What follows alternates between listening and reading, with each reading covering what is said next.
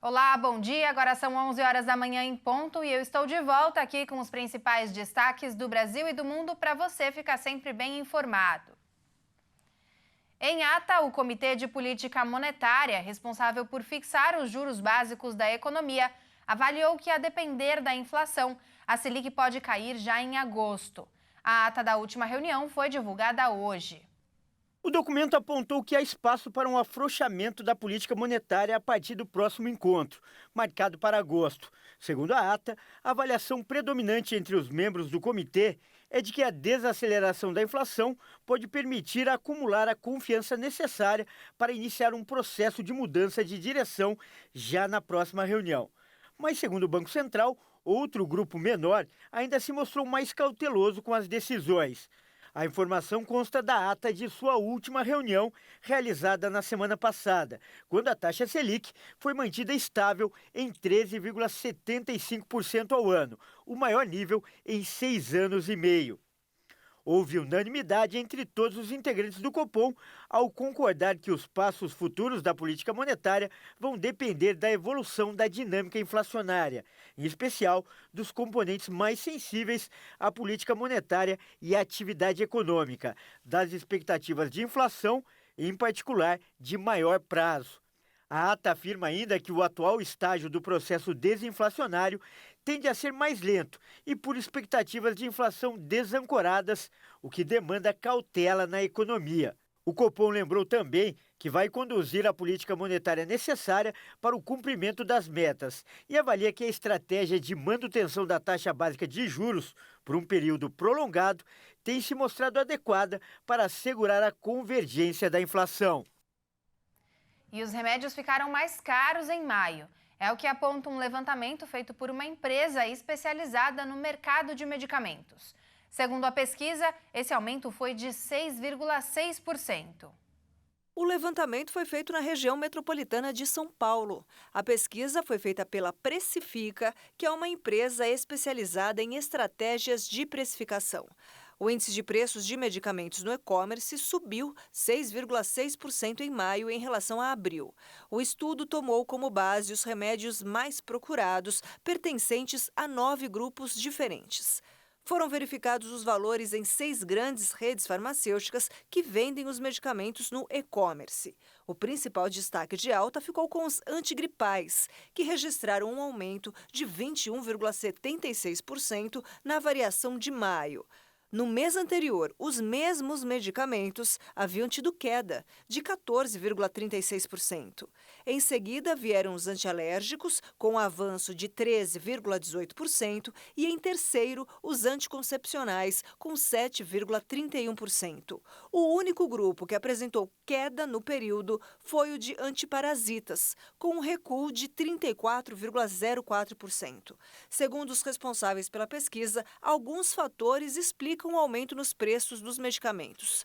Os principais são o reajuste de preços feitos no final de março, a mudança no clima, a maior incidência de chuvas e o repasse de preços das fábricas. E as inscrições para o ProUni, o programa Universidade para Todos, do segundo semestre de 2023, começam hoje. O prazo para inscrição é curto e os estudantes têm só até o dia 30 de junho para garantir a sua bolsa de estudos. O programa do Ministério da Educação oferece bolsas de estudo integrais ou parciais em instituições particulares de ensino superior e ajuda quem não tem condições de pagar por uma faculdade e não conseguiu garantir vaga em uma universidade pública. Quer fazer o curso superior e pagar depois pelas mensalidades.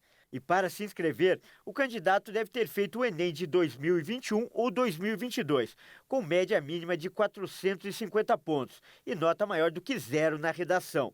O direito a bolsas integrais tem como prioridade o estudante com renda familiar bruta mensal por pessoa de até um salário mínimo e meio.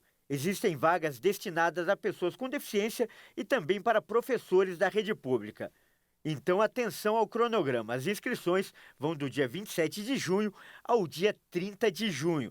A primeira lista de chamada será divulgada no dia 4 de julho e o estudante tem até o dia 14 de julho para comprovar as informações e apresentar a documentação necessária.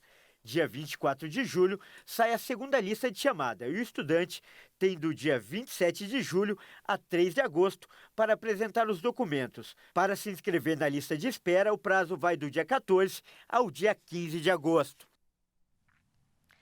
A cada 5 segundos, uma área de floresta no planeta é destruída.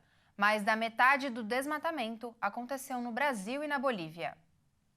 A Terra perdeu uma área de floresta tropical virgem equivalente a um campo de futebol a cada 5 segundos em 2022, e mais da metade da destruição aconteceu no Brasil e na Bolívia.